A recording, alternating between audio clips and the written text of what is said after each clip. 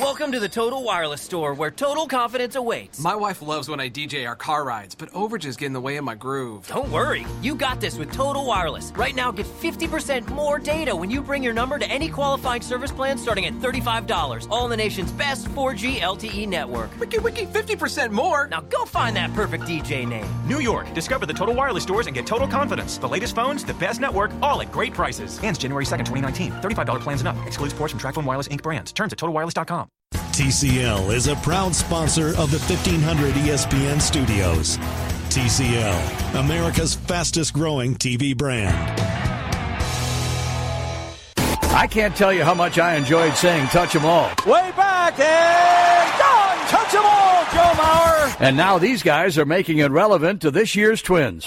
Now, our two resident hardball nerds will attempt to touch them all on the week's news surrounding the Twins in MLB. Here's Phil Mackey and Derek Wetmore. Welcome to a special episode of the Touch 'em All podcast. I'm Derek Wetmore. My guest is Jake Depue. I say it's a special episode only because it's an episode. There's nothing that special about it, but I like saying it. Jake, yesterday Joe Mauer retired, and we'll definitely talk a lot about that, but welcome back to the podcast. Thanks, Eric. I appreciate you having me on, although I have to say I hurt my feelings a little bit by saying it wasn't a special episode. I know it. I realized that was probably dismissive or overly dismissive, but now I can't go back and change time. I mean, we're live on a podcast, so what are we going to do? I guess we just have to push forward, and I'll just secretly resent you for the rest of the podcast. That's fine. That's fine. Jake, we're going to try to have on a little more regularly here in Touch 'em All land. Had him on last month. Check out that episode. That was only a couple of weeks ago, but pre all of the Mauer stuff, it was pre-Rocco Baldelli taking over as manager of the Twins. So we've got a lot to talk about. Obviously, we're going to talk Mauer. We're going to talk about how it sets up a really interesting offseason for the Twins. There's probably some hot take speculation steam coming in this episode, including one I got from a Facebook Live question that I answered maybe a couple of weeks ago about Carlos Santana and the Phillies. So we'll try to get to all of that. I don't have any notes written down, so we'll just trust my memory. Jake, you know how that goes. So let me first turn it over to you and say, Joe Mauer, huh? He decided to call it a career after 15 years in the big leagues, went out in a Joe Mauerly classy way, and I thought it was a really excellent press conference. What'd you take from it, Jake? Yeah, I thought it was a great press conference. I thought, just like you said, it was very Mauer-esque in that he basically, just sat there and thanked everybody in his life. He didn't talk about himself really at all or very little, and that's the type of guy he is. He's classy and reserved, and I thought they did a great job with it. I thought Mauer did a good job, and Judd has talked a lot about this, and I have to agree with him that the last two press conferences he's given, the one after his final game, and then the one yesterday, we saw a different side to Mauer, and I wish we had seen that side more throughout his career, because I do think it would have made an impact just in terms of the way maybe some Twins fans see him. But regardless, that's his decision how he wants to act with the media. And but I thought it was cool to see that side of Mauer. So now we got to get him on. Now we got to get him on Twitter and get some Joe Mauer hot takes in 280 characters. Joe Mauer as a regular guest of the Touch 'em All podcast would be something else, wouldn't it?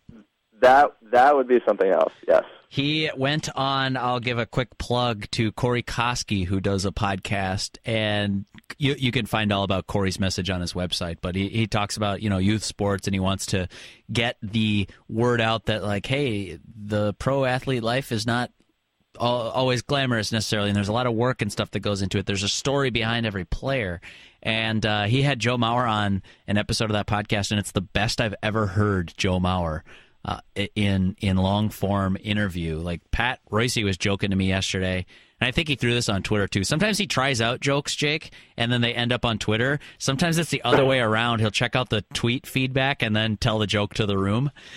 In this case, he said Joe Mauer's press conference went about 18 minutes if you include Jim Pohlad and Dave St. Peter, and maybe 16 of that was Mauer, 15 of that was Mauer, and Pat said that he cleared his previous high watermark by 15 minutes. So that was pretty good. It was pretty good. That's classic. It's not. Yeah, you're right. It's not quite true though, because Mauer's done some long form stuff. It's just not. He hadn't been always in the public eye. But the Corey Koski podcast does do a pretty great sit down talking about his childhood, talking about being like an elite baseball player in high school and the pressures of hometown kid, all that stuff. It was great. It was fantastic. But I can't for the life of me, Jake, seeing Joe doing that maybe twice a week for 45 minutes for the next 6 to 10 years. Yeah, I think that would be difficult, but who knows? I mean, who knows? I think everyone realizes how big a fan he is of Touch 'Em All and how avid a listener he is, and so I've got to think he'll come on at least a couple of times here in the next few months. I like it. So let me just say one quick thing about Mauer before we move on, which is that despite the fact that I perpetually look like I'm 14 and have looked like I'm 14 since I was actually 14, I'm actually about the same age as Mauer, and it's interesting. It was interesting watching that and just thinking back. 15 years is a long time, and the fact that he spent all of that time in one uniform, and I've watched pretty much all 15 years. It's an amazing thing, and it's a rarity in professional sports these days. And everybody has their own sort of personal story of watching these athletes, and I don't like to put them on a pedestal too much. But it's just it was interesting, just kind of thinking back on where I was when he was a rookie and where I am now. And again, everybody has sort of their own story, but. It was just, he's been a big part of the Minnesota sports landscape and obviously the Twins for a long time. And it really is the end of an era. So that's me about as emotional as I'll ever get about sports. That's right. Your wife walks into the room and it's like, Jake, why are you tearing up? Right, exactly. You're tearing up. I'm just reminiscing about 15 years of life well lived and, oh, God, I need a minute. Right, or at least semi-well-lived. Yeah. Right. Well, lived, anyways. Yeah, lived. I think, Joe Mauer's so fascinating because, he is a good player even still. Jake, I said on the radio yesterday, Joe Mauer could be a serviceable player in 2008. He could keep playing, is what I'm saying. And what I think he's done here with this decision effectively is he's the guy now who wants to leave a year maybe too early than risk leaving a year too late. And in a lot of the traditional sense, the old sports cliche that you hear hot takes spewed on sports talk radio, you've got to fight to every ounce, whatever. But in Mauer's case, it's not about can I physically perform necessarily. It sounded an awful lot like he was scared of getting another concussion and the life-altering ramifications that would have. So it's not like who are some football players that just traveled farther, longer. Like Randy Moss going through Oakland and then Tennessee and back to Minnesota. It's like, okay, at a certain point you're sort of just you're clinging on to a pro career that's probably gone by. And in Mauer's case, it's not about can I still hang. Because, he had I want to say 315 weighted on base average last year. His 351 on base percentage was second, Jake, in the American League.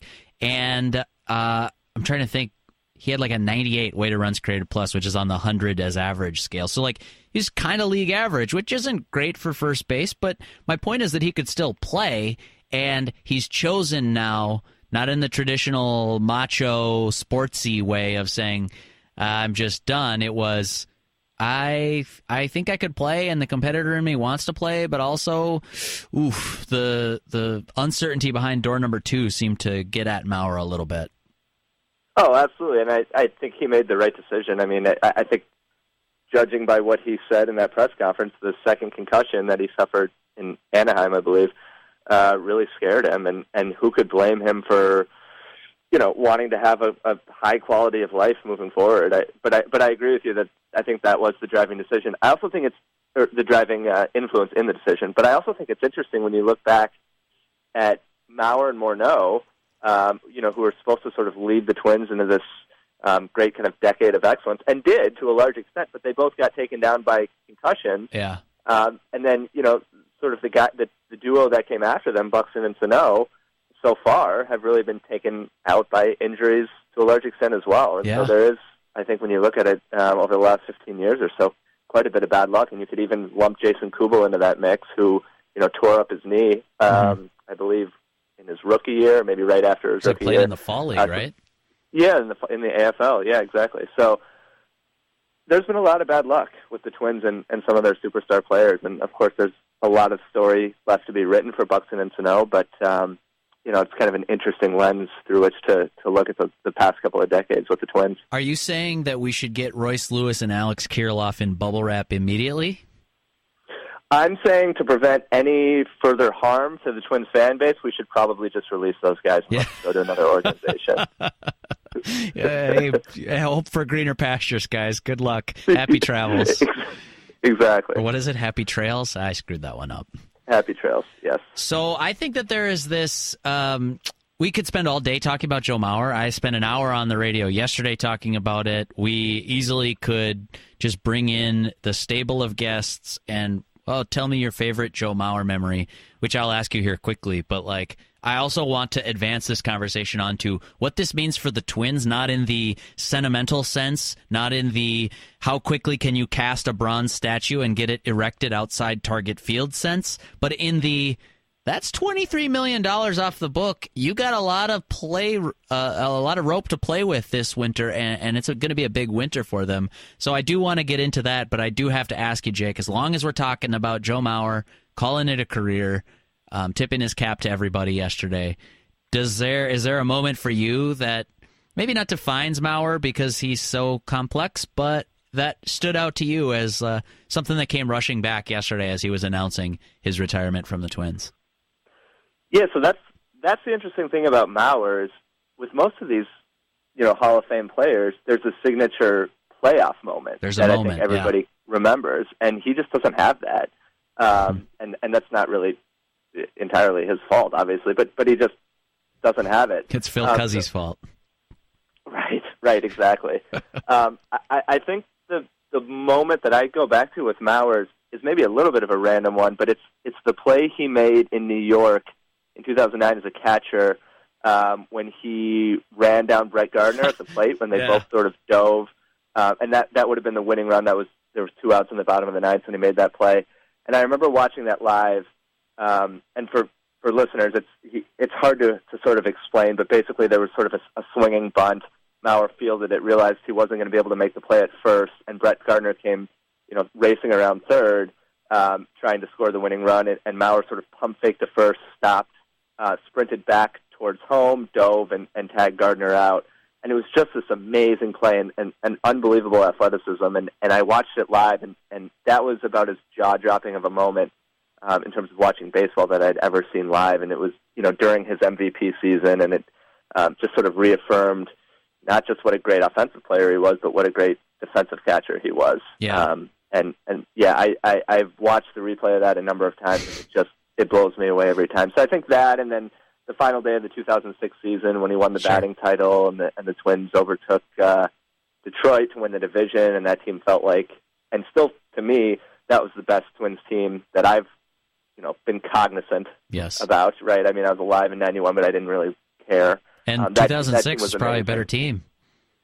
Oh, I totally agree. If Liriano hadn't gotten hurt, I think that team has a very good chance to win the World Series. But that last day when he won the batting title and they overtook Detroit, that was a pretty cool day as well. So I think those two moments stick out to me. Yeah. What about you? I think that the pump fake on Gardner is great because it reminds me of, actually, maybe this is a bit of foreshadowing, Buck Showalter was talking about Manny Machado one time in 2013 when I was covering the Orioles, and he said something, and I can't remember exactly what it was, but I'll just paraphrase it in my own way, that you'll see plays, Jake, where you're like, oh, that shortstop made a nice play to his left.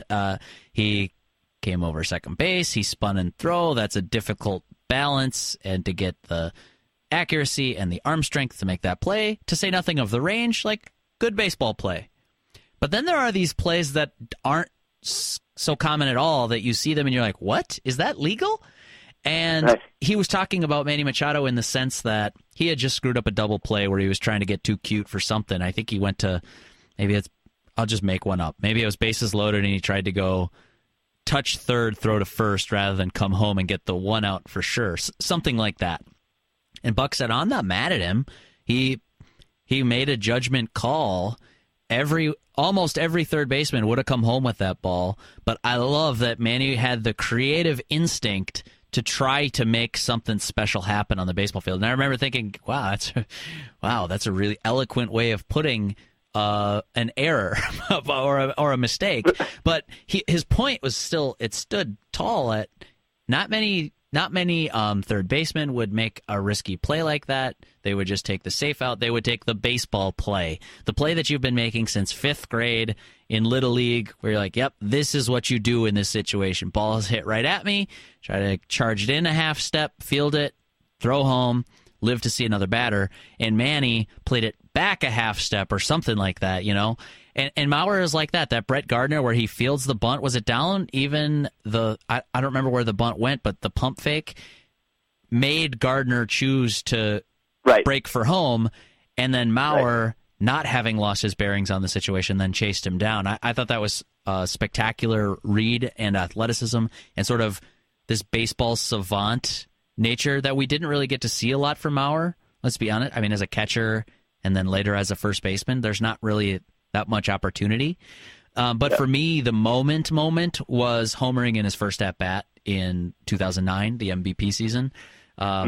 I was an impressionable youth, and I remember one of my friends who's not really a big Twins fan, not really even that much of a baseball fan, but I remember he hits that home run, and he's having a great season. And in my head, they're linked. They're probably months apart, but memory's a funny faculty. And he said, you know, Joe Mauer is a damn superhero. And I remember like thinking, wow, yeah, I mean, yeah, that was Joe Mauer at the peak of Joe Mauer's, I would say, popularity as a Twins fan base was rallying around a very good team, and Mauer was emerging as sort of the center of that. That was, to me, the sort of the moment that led to the moment, right? The home run was like, wow, okay, maybe something special is going on here. Yeah, and I have to say, I still remember Bremer's call on that home run, and you know, a lot of people have a lot of opinions on Bremer, and I certainly do as well. But I'm gonna give him props here. He just said, welcome back, after the ball went into the stands. I thought that was the perfect call for that home run because he had missed the first month of the season. That's right. Right, yeah. So that was a great moment as well, absolutely. And you're right, it totally set the stage for that 2009 MVP season. Yeah, so a lot of memories, a lot of moments. There will be plenty more to talk on Joe Mauer. I'm shocked, and we'll get into free agents here. Just a quick aside. Like, I'm shocked Joe Mauer's not going to go away. Jake, I thought Joe Mauer was going to be like, all right, love this game, but I love my family and my brain as much or more, and I got to do what I got to do, and like build a log cabin in Alexandria and hang out with Brock Lesnar and nobody else. Right. Well, I hope for the Twins' sake that he does stay around because I think he has an unbelievable amount of knowledge, and he may be a little too mild-mannered to be. Well, I don't know. Maybe he could be a good manager someday. Who knows? But hopefully he'll be around the Twins in some capacity moving forward. Maybe as a spring training instructor or something like that. Yeah. I guess I'm just surprised that we're going to see him again, and that's great for Twins fans and for the Twins as a club. Yeah, I don't see him being a manager, Jake. I just think there's too much of a grind, and when you're sitting on tens of millions, you maybe don't need to grind. But he's not defined by the paycheck, so it's possible he'd want to do something on a coaching staff role, or maybe work with the front office, or honestly, even if it's just as that sort of ambassador role at Tony Oliva, Kent Herbeck, guys that are just sort of around the team and still a reminder of Twins history. I think that would be a pretty good spot for Mauer to land too. Absolutely. Yep. So let's set up the offseason ahead because $23 million is coming off the books, and not that they were going to pay him that in 2019, but it's a big number. And now they have a definite hole to fill at first base, depending on what you think about Tyler Austin. Maybe even Mitch Garver plays some first base, or Max Kepler plays some first base. I just see a big hole there in terms of playing time and opportunities. Let me ask you this, Jake. In terms of off-season needs, now that we know first base is a need, where does that rate in your book for what the Twins need to go pursue? Well, I guess it all depends on what you think about Miguel Sano and whether you think he can stick at third base. Because if he can't, then I think the logical move is to move him over to first, obviously. And I have serious questions about his ability to stick at third base because he's 0 for 4 in terms of big league seasons and being able to stick at third base without getting hurt. So I don't know. It's hard for me at this point to see Miguel Sano playing 150 games at third base or even 90 games at third base. And hopefully I'm wrong about that, but I look at his track record and that's what it suggests. So if the Twins move Sano over to first base, if that ends up happening, and I don't think it'll happen on opening day, but who knows, then they need to add a third baseman, which is an entirely different proposition, I guess. But infielders, I guess I would say. Infielders is a big need. And whether you want to define that as first base, third base, second base, or shortstop, they have a lot of needs there. Baseball players would be on their short list of needs. Baseball players is something they're going to have to add. Yeah, and the way I look at it is it's in the same way that the NBA is sort of becoming positionless in a lot of ways, right? Like there aren't those defined roles of shooting guard, small forward, power forward the way that there used to be. That's kind of how I look at the Twins right now, that they're just looking to add quality infielders and guys that can maybe play around the diamond a little bit, because I don't think Jorge Polanco is to me, he's better suited at second base than shortstop. Sure. Although he can certainly play some short. So, yeah, I think like you said, they're looking to add quality baseball players around the diamond, and whether that's Carlos Santana, which I know is the guy you want to talk about, whether it's somebody like DJ LeMahieu. There are a number of guys. Manny Machado plays infield. What's that? Manny Machado plays in the infield. Well, so let's talk about Manny Machado. I know he's your guy, and I say that somewhat sarcastically. Yeah, hashtag my guy, apparently. Yes. Do you think the Twins should make a serious run at Machado and throw, $300 million at him or whatever it's going to be? Yes, I think they should. I think that the Twins should be in the Manny Machado sweepstakes, and I think that they should be one of the final teams in it, frankly. If it so happens that it's just going to be New York or whatever, then it's fine. Like if Philly's going to make a run at him, I'm cool losing the Manny Machado sweepstakes, because I've said on previous podcasts too, there's a bit of a winner's curse going on there in my mind. Like I think Manny Machado is a great, excellent young player.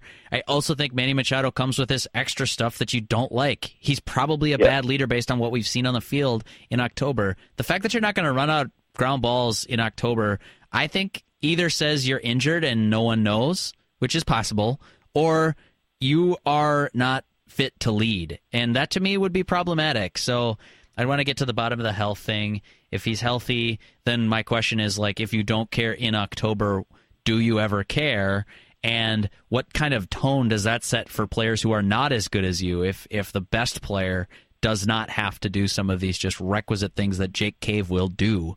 I think that would be scary for me if I was the Twins investing 10 years and $300+ million. I've also been on the record as saying, like, I don't think he's that good at shortstop. I think he's all right. I think he's a better third baseman than he is a shortstop. So anyways, I don't know. Not to get off on my soapbox and start ranting again, but if you think Sano's a first baseman, Manny Machado makes sense as a third baseman. I still think you could upgrade shortstop from Jorge Polanco, and Manny Machado is better than Jorge Polanco. But, if you're asking me to aim at the very top of the free agency class, I'm setting my sights on Bryce Harper before I talk about Manny Machado. Okay, and so why? So I realize I'm just basically conducting an interview of you at this point. Hey! What is it about Harper other than he obviously has a drive to win that maybe can be questioned somewhat in Machado? What is it about just his on-field production that would make you more willing to throw $300 million at him than Machado, who obviously plays a much higher priority defensive position? Yeah, I think Harper's the better offensive player. I think that as a corner outfielder for the next 10 years, he'll be fine, and he's not going to shipwreck your team. Not that Machado would shipwreck you if he was playing third base, but like I said, I think he's a little overrated as a shortstop. So positional value still matters more at shortstop, center field, catcher. But if you start taking away points in 3 years or whatever, when his range that I'm already questioning starts to deteriorate a little bit more, I just get more skeptical about that long-term investment. With Bryce Harper, you know what you're betting on. You're betting on the bat. You're betting on the fact that he draws walks and hits bombs from the left side. I think that will play. It'll continue to carry. Yeah, I know he had some struggles this year, but we could look at Manny Machado's track record too and say not exactly spotless from an offensive performance standpoint. And I just feel more confident in my bet if I'm betting on Bryce Harper, knowing, the certainty of the floor to me is higher, and that would be something that I'd consider with such a mega contract like that. Yeah, no, that makes sense.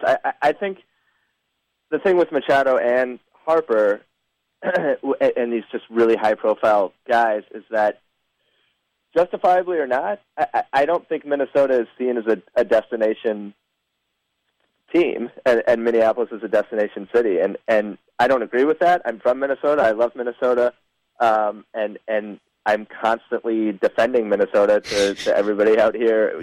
For listeners who don't know, I live in Boston, but I can just based on living here for the last 5 years and when I lived in California. I mean, the perception I think among people who don't live there, have never really been there or haven't been there much, is just that it's this flyover, really cold place. There's nothing to do, and I don't know if that impacts free agents, but I think if anything, the cold weather would impact free agents a little bit, and so that might mean that the Twins need to pay another $20 million for these guys, and it's difficult to see them outbidding the Yankees or the Phillies or big market teams for these guys if they need to overpay.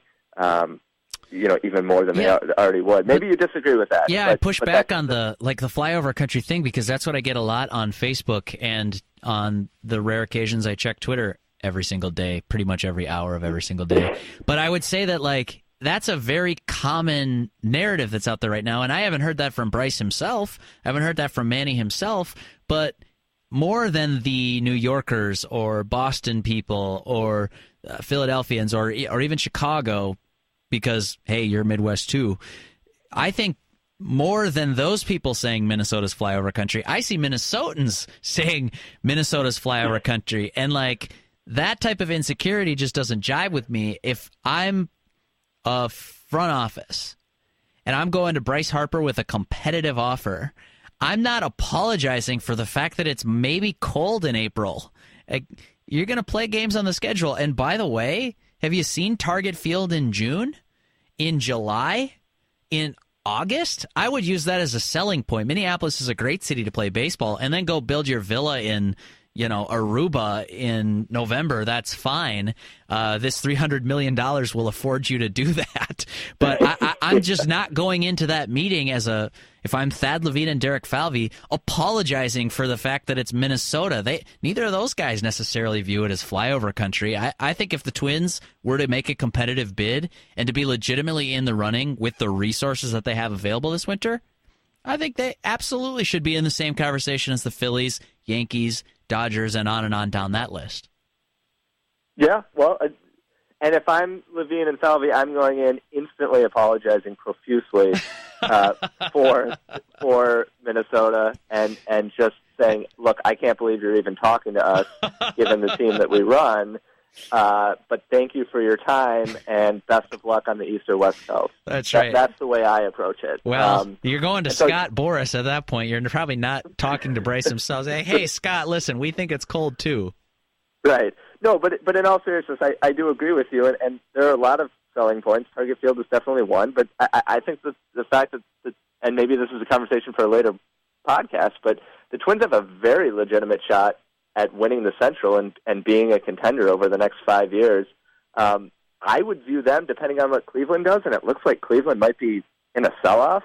Woof. They might be the favorites going into 2019. And I think the national perception is maybe not that, but boy, to me, they're going to be a highly competitive team for the next 5 years, and if they don't make the playoffs at least a couple of times in that run, it would be extremely disappointing and pretty drastic underperformance. So yeah. I think that's a big selling point for these guys is, look, we have as you like to say, the bones of a good baseball team are in place, and if we add you could put us over the top, and you could be consistently playing in October. And it certainly matters to Harper. I hope it matters to Machado as well, but I do think that's a selling point. I think, well. I love that we are even spending 15 minutes talking about Bryce Harper and Manny Machado, because I guess my point was, like, this should be a conversation. This is fun. This is baseball. It's off-season speculation season. Last year, I did not apologize for writing 600 Shohei Ohtani columns, and then when he came out and the Twins were not on his list of finalists, then okay, then that conversation is past. But until then, you should be exhausting every resource talking about Shohei Ohtani and how to try to get him into a Twins uniform. I think the same now is true of, in my opinion, Bryce Harper, and other people's Manny Machado. Maybe a little further down that list would be Patrick Corbin. But I love that it's not just this like open and shut case of, well, Minnesota, so not going to happen. No. Now there are tons of resources available. Now this team needs probably that superstar identity, maybe more than at any point over the last decade. And I just think that those two things are lining up, that it's at least fun and realistic to talk about. Yeah, absolutely. And it's in that sense, it's a good time to be a Twins fan, and it's going to be a really interesting offseason. And I think these guys, Falvey and Levine, are the smartest guys in the room most of the time, right? And I think they obviously realize that they're entering a winning window, so to speak, and this is the time to add a legitimate superstar, and hopefully they have ownership support. I think they probably do. We should be talking about these guys, and it would be a disappointment to me if they didn't land, maybe not Machado or Harper, maybe that's unlikely, but if they didn't land at least a major, sort of top 10 free agent, I think that would be a disappointment. I think that should be the goal. Michael Brantley would be on that list if you're going outfielders. This all hinges on what you think of Max Kepler and Byron Buxton, maybe to a lesser extent Buxton, because I think Buxton's your opening day center fielder. It would be shocking to me if he wasn't. And Eddie Rosario he's out of options.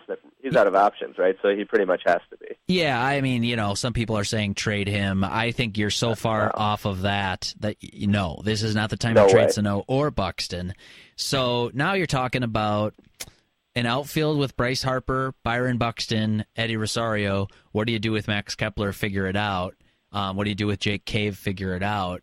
I think that if you can add a bona fide superstar and lighten the pressure of like, yeah, Buck, this is still your team, but you don't have to be the guy. You don't have to be Mike Trout. Just be Byron Buxton. Do it this year from, March 28th through the end of October, and we'll be happy with it. I think that's what you have to say to him as the Twins, and putting your money where your mouth is would go a long way, I think, in alleviating some of that pressure. Before we get too far off on talking about some of these huge name free agents that maybe won't happen, are there other guys, Jake, for you that you're like, this makes too much sense? Like Eduardo Escobar was on everyone's short list of like, this makes a ton of sense to reunite with him until he signed a 3-year deal with Arizona. Are there guys that are on your short list of like, maybe you have seen him talked about, maybe you haven't, but who the Twins should be going after because the fit makes too much sense? I mean, he's not a free agent, but I think Realmuto in Miami is the guy for me. They need a catcher, and it's just such a critical position. And who knows what they're going to get out of Jason Castro? I mean, it'd be nice if he caught 120 games next year and produced reasonably well at the plate. But I would give up a lot for Realmuto. He is a superstar. He's, from what I've read, a good defensive catcher and certainly a great offensive catcher. So he's a guy. I know the Marlins' asking price is really high because they held on to him when they traded away pretty much everybody else. But does he have 3 years of team control left? I was just looking that up. I don't know if he's into arbitration. I thought he was. I would have said 2 years off the top of my head, but I'll check for you.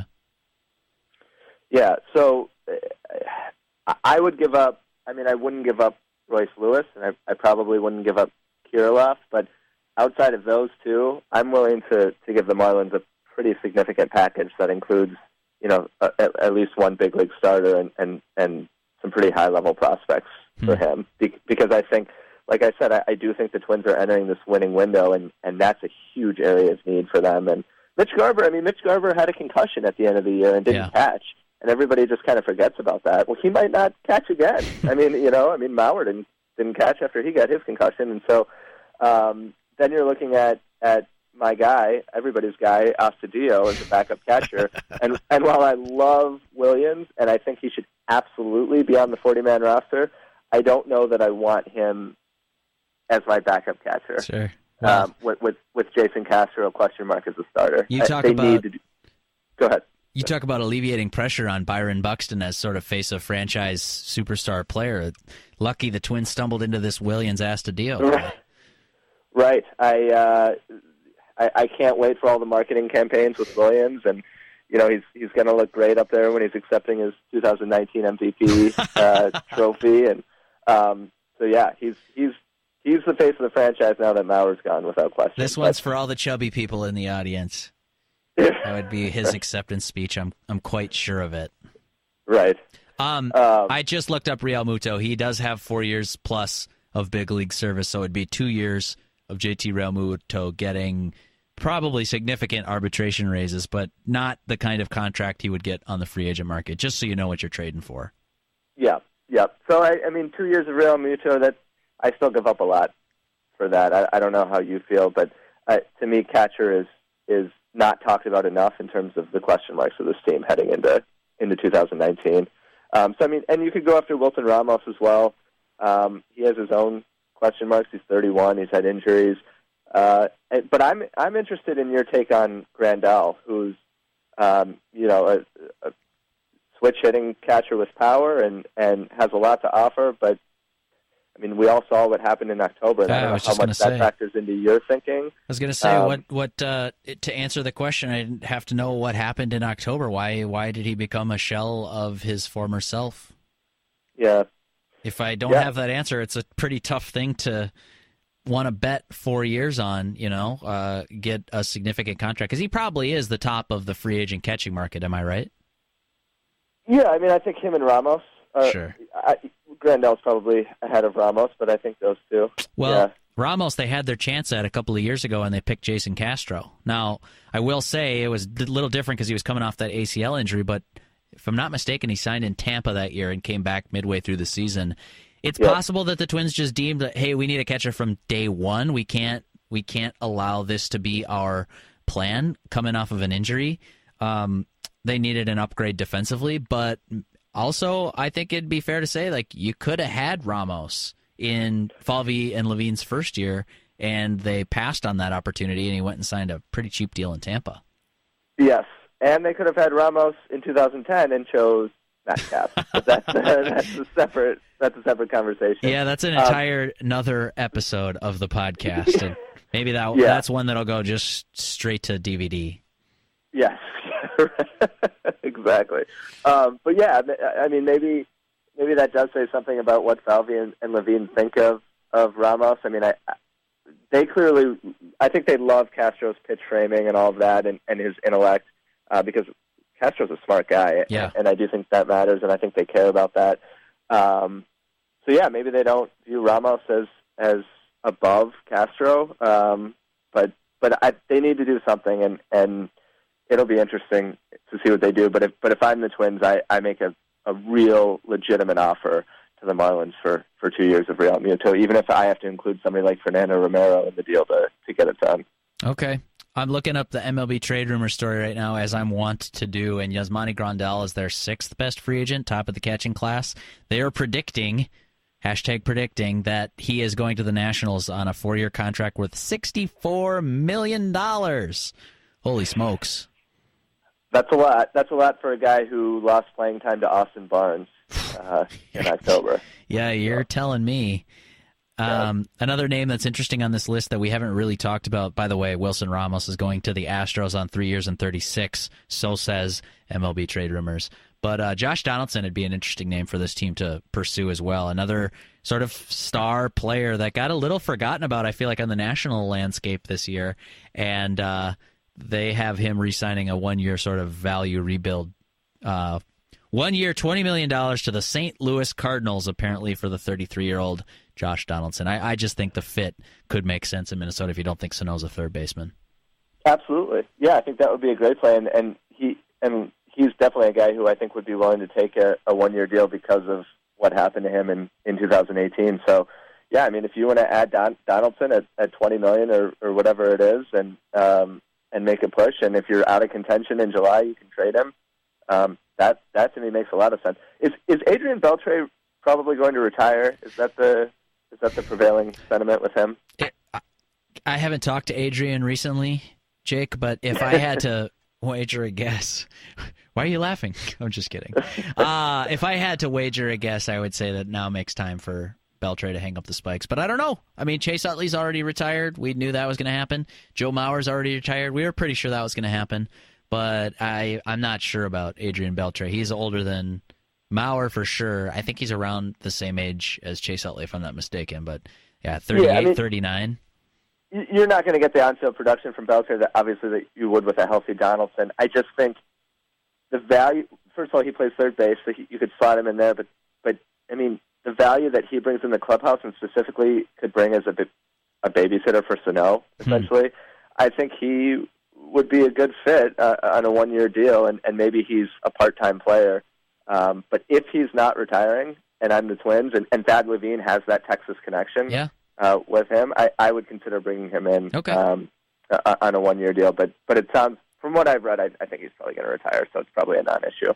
But yeah, Donaldson makes a lot of sense. A guy like Daniel Murphy could make sense because he can play first or second base.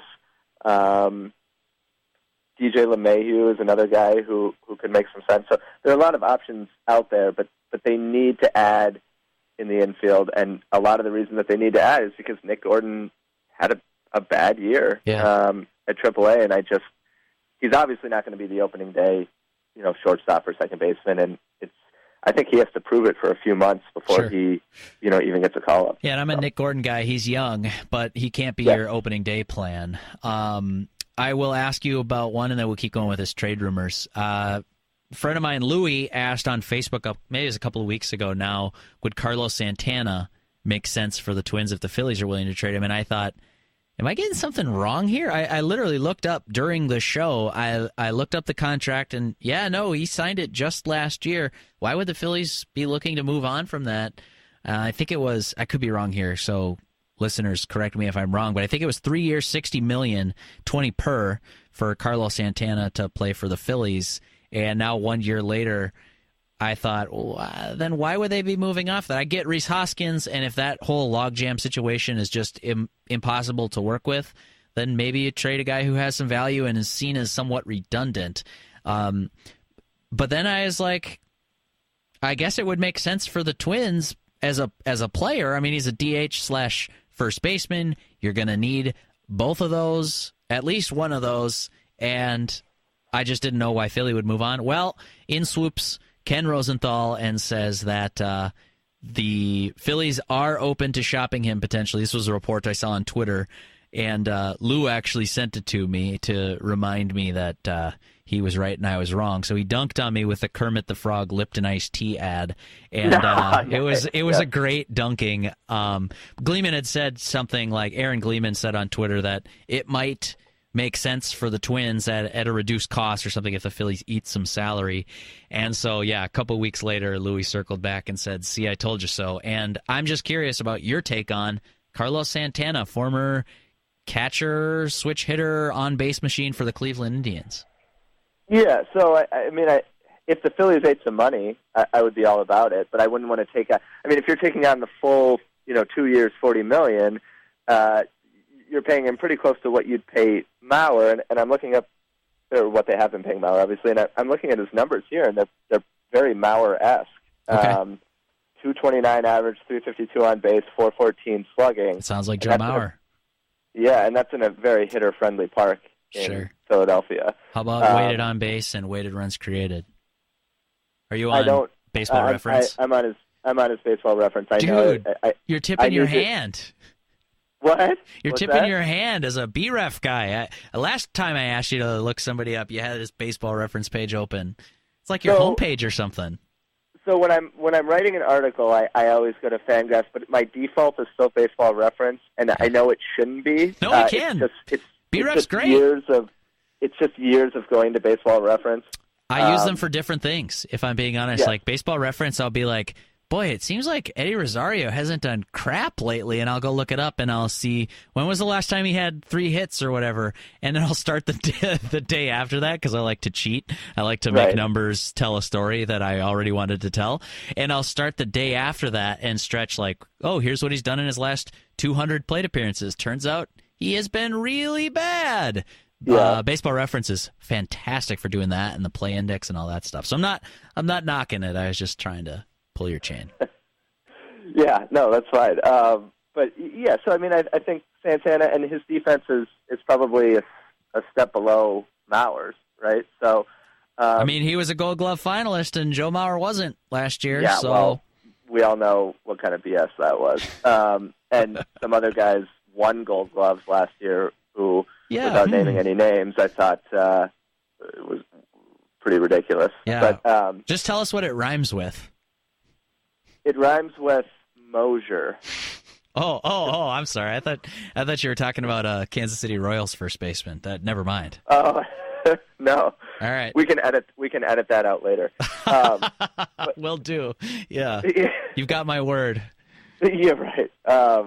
So yeah, I mean, Santana would be a good fit if they're willing to eat salary, but I'm certainly not willing to give him $40 million over the next 2 years based on the production that he's put up, and he's going to be in his age 33 season here. Mm-hmm. So 1.7 WAR last year and playing in 161 games. I don't know. He'd be a good fit, and he'd be fine. But I'm not going to give up the farm for Santana, and I'm not going to pay him $20 million a year. Sure. That's my take. I have a feeling that you have a slightly different take. No. I mean, I don't have a big take. It's like I think the Twins are in a spot right now where they can pay in 2 different resources. They can pay financially, and they can pay in prospects. And if you're going to do that this winter, that's great. If you're just going to pay in money this winter and wait until July to pay in the other currency known as prospects, then I wouldn't be offended by that either. I just think they're in a good spot to spend in both, and we should expect that they'll do something big.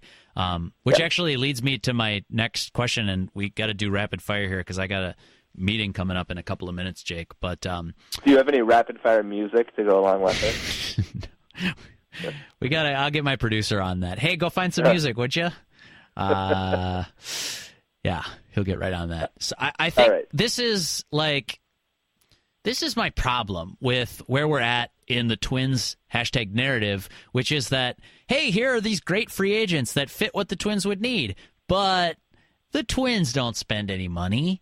So here are these other, pretty good players that the big boys don't want. It's like, why is there this separation? I understand the financial realities of baseball. That's not lost on me at all. But to just sort of brush aside, Manny Machado ever signing in Minnesota I just think we're relying too much on what the Twins were in 1997 and more we need to adjust our scope to this is 2018 going into the 2019 season. They've got a loyal ownership backing. They've got 2 guys who need to make their stamp on a new team and quick, probably. And they've got this thing that's sort of been bubbling up to pop in 2019. 2 of those pieces are question marks right now in Byron Buxton and Miguel Sano. It makes all the sense in the world to me for the Twins to be very active and big spenders this winter. And I'm reading from this MLB Trade Rumors, which, by the way, this post is invaluable. MLB Trade Rumors, I don't care what anyone says, is an awesome website. It's awesome. Yeah. And they have their top 50 free agents with predictions. But my point is, the Twins are always in this little sisters of the poor class of they need to get better, but they're not going to try hard to get better. They're just going to try to win on a lottery ticket. They're going to try to get the second coming of Shannon Stewart. And it's man, that was 15 years ago. Can we maybe adjust our sights a little bit? If they don't get Machado, I'll back down on this, obviously. But MLB Trade Rumors' first Twin, according to their top 50 free agents, is checking in at number 16. Marwin Gonzalez for 4 years and 36. I don't have any problem with the fit. I actually think it makes a lot of sense for the Twins. But my point is, like, the Twins have needs, and people view them in this second tier. So, like, yeah, maybe you could win the bidding for Marwin Gonzalez, but that's about it. Okay, but what, to play devil's advocate, what have the Twins done even in the last 5 years to discount that narrative? Right. I mean, when have the Twins ever, other than Mauer, signed a big-name free agent? I mean, can you name a single example? Here's my point. You're 100% right. Irvin Santana, Ricky Nolasco, a Phil Hughes extension, which was ill-fated. But, like, the point isn't, because you're 100% right. They have not dispelled that narrative. My point is, we're leaning on a narrative instead of looking at the picture right now and saying, what would the logical thing to do? And I think the logical thing is to spend. I agree. The logical thing is to spend, but the logical thing is also to spend for 10 or 15 other teams who have more money than the Twins, right? So, like, one of the arguments against this narrative is, oh, they made this big run at Darvish, right? Yeah. Well, so did the Cubs, who have a lot more money and gave him $30 million more than the Twins could afford. And so, I'm not saying they're not going to try to spend. I just, to me, it's hard to see the Twins outbidding the Phillies and the Yankees and the Dodgers and the Giants when those teams are probably more destination teams and have more money. Like, it's just, I don't know. I hope that I'm wrong about that, and I would love to see the Twins actually sign one of these big-name guys. And the narrative maybe isn't totally deserved, but I understand why it's there, because until you do something to disprove it, what else can the narrative be? It's well-earned. It's well-earned. The defense has no further questions. The defense rests, Your Honor. I want to get a yes-no from you on some of these other guys you interested in, then I've got to say goodbye. Marwin Gonzalez for 4 years at that, like, whatever, call it $40 million?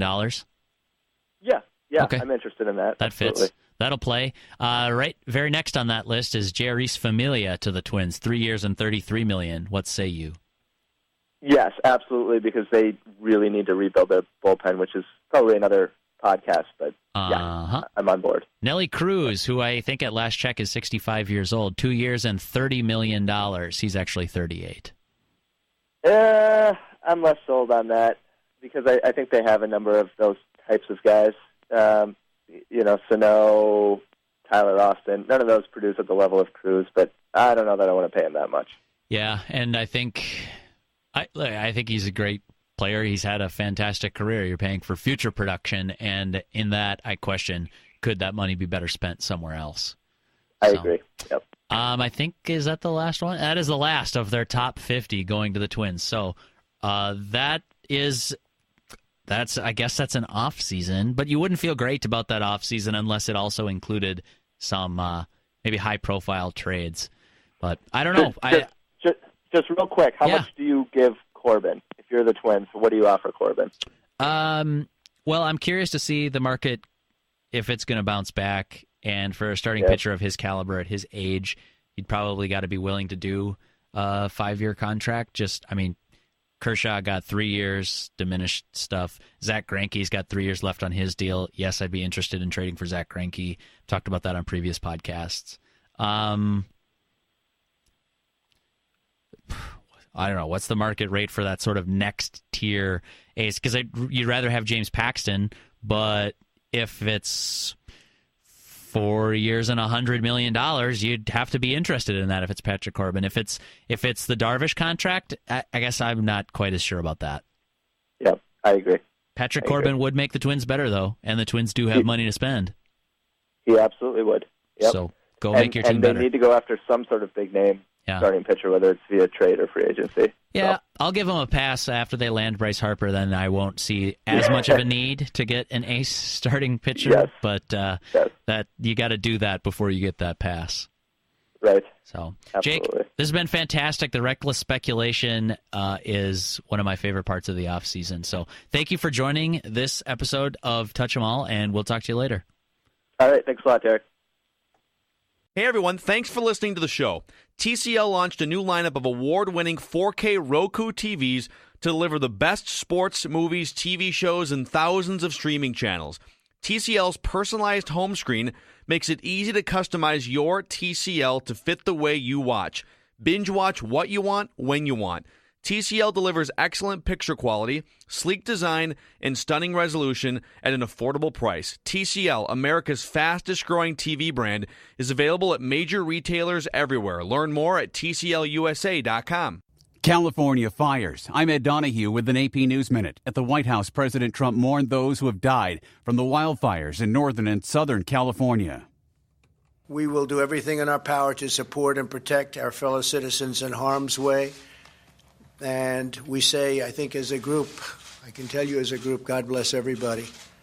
That's a very tough situation. Homeland Security Secretary Kirstjen Nielsen's days on the job may be numbered. Two people with knowledge of the issue say President Trump has soured on Nielsen, blaming her for not doing more to address what he considers a crisis at the southern border. She's gotten into heated discussions with him and his aides over immigration. The president has told allies he never fully trusted Nielsen. That is the AP's Sagar Meghani at the White House. Police near Cleveland say they're searching a hospital after receiving reports about a woman with a gun threatening people. They say no shots have been fired. The hospital and medical office building are on lockdown. I'm Ed Donahue.